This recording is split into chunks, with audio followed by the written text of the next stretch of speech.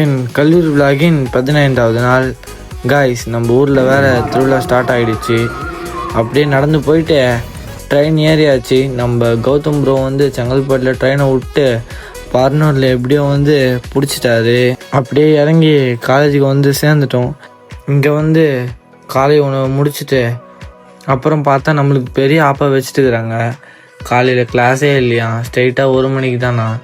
இதுக்காக இவ்வளோ காலையில் எழுந்து கிளம்பி வந்தேன். ரொம்ப கஷ்டம் காய்ஸ். சரி, எப்படியாவது டைமை ஓட்டணுன்னு அப்படியே காலேஜே சுற்றிட்டு இருந்தேன். அப்புறம் லன்ச் டைம் வந்துச்சு. சப்பாத்தியும் முட்டையும் கொஞ்சம் சாப்பிட்டு கிளாஸுக்கு போயிட்டோம்.